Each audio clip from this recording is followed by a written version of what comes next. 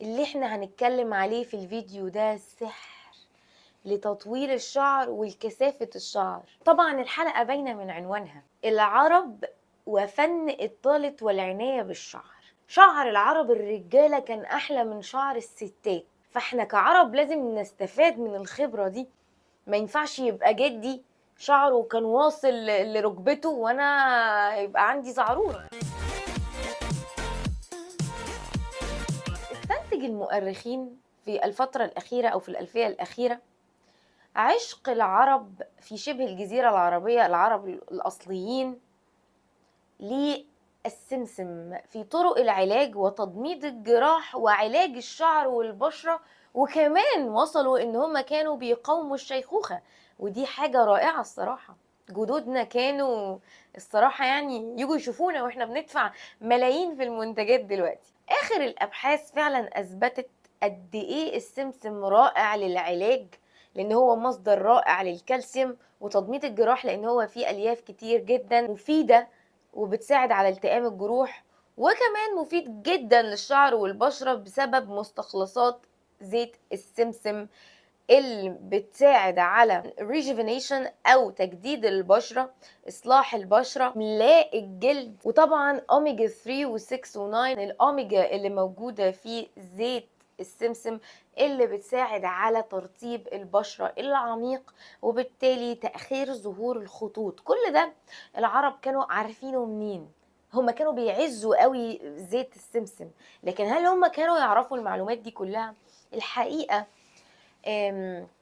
انا ما استبعدش ده خالص. ازاي كانوا بيستخدموه لتضميد الجراح وللشعر؟ ده بقى المهم عندي. لتضميد الجراح وللشعر كانوا بيستخدموا مطحون السمسم مش مستخلص ولا زيت السمسم، بسبب اولا تركيز المواد الفعالة والتأثير المزدوج لألياف وقشور السمسم مع الزيوت، فبالتالي سرعة امتصاص الزيت للجلد والتأثير القوي لباقي المواد الفعالة اللي موجودة في قشور السمسم وفي السمسم نفسه على الجلد. يعني باختصار ايه هو معجون السمسم ده او مطحون السمسم؟ هو الطحينة. الطحينة البيور، يعني علشان استخدمها بامان لازم اروح للراجل اقول له اطحن لي شوية السمسم دول، او انا اجيب السمسم واطحنه بنفسي في الكبة. ليه؟ لان بنخاف ان بعض الطحينة الجاهزة انها تكون مخلوطة بدقيق. الغش موجود دلوقتي في كل حتة وكل شيء متوقع. كان بيطحن العرب السمسم ويستخدموه على فروة راسهم لمدة ساعة أو ساعة ونص. الطب بعد كده عمل لها confirmation أو صدق عليها. أنا من طبيعة تخصصي ومن طبيعة شغلي أؤكد نتيجة تحفة لزيت السمسم. وطبعا اللي أعلى منه بكتير مطحون السمسم في إطالة الشعر بالذات. واحسن حاجة فيه ان هو امان للحوامل، امان للاطفال، امان للسيدات بعد انقطاع الطمث، وامان للبنات. هو احنا معانا هدية من الله ومن العرب واحنا ما بنستغلهاش. بستخدمه على فروة راسي زي ما هو. بعض الناس اللي فروة راسها دهنية وحساسة ممكن يحطوا معلقة سمسم مركز ويخففوها شوية بنقطتين مية ويستخدموها على فروة راسهم. رائعة في إطالة الشعر، والبيبي هير الصغير ده هيطول وهيوصل لغاية دقنكم. جربوها لأطفالكم بالذات، الناس اللي عندها أطفال سنة وسنتين ومش عارفين يستخدموا لهم ايه علشان مستعجلين قوي وعايزين شعرهم يطول. لا يفضل استخدام ليهم اي حاجه طبيعيه، خصوصا الحنه. بتجروا تعملوا لهم حنه بتعملوا لهم حساسيه، وده ممكن يسبب تغيير في طبيعه الشعر.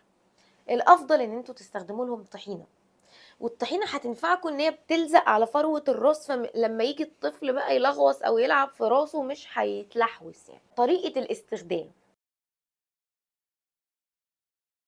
بجيب الطحينة احطها على فروة الراس سواء مخففة او زي ما هي، وطبعا بكون عملت اختبار حساسية الاول على رقبتي. بجيب الطحينة واحطها على الجزء ده من الرقبة. لو حسيت بسخونية بهرش بحكة باي الم على طول بوقف. اختبار الحساسية مدته ربع ساعة. لو حسيت ان الدنيا تمام بجيب الطحينة احطها على فروة راسي واسيبها ساعة، وبعد كده بغسل فروة راسي بشامبو، بس اكون واثقة من الشامبو ده جدا ان هو بينظف كويس، واغسل شعري مرتين بالشامبو ورا بعض، ما اهملش الغسل وما خافش خالص، لان زيت السمسم بيحمي فروة الراس والشعر من المية والشامبو لو خايفين، واستنى نتيجة الطريقة دي مرة واحدة في الأسبوع، واستنى نتيجتها في خلال من شهر ل3 شهور، وأنا بأكد لكم إن النتيجة هتبقى تحفة، وهتيجوا تكتبوا لي التجارب في الكومنتات. وعايزة أقول لكم هو يعتبر واحد من الحاجات اللي ساعدوني في إطالة شعري أو استعادة طول شعري من تاني. مستنية تجاربكم ومستنية تعليقاتكم، وهرد عليكم إن شاء الله في خلال أول ساعة. الموضوع بسيط جدا وسهل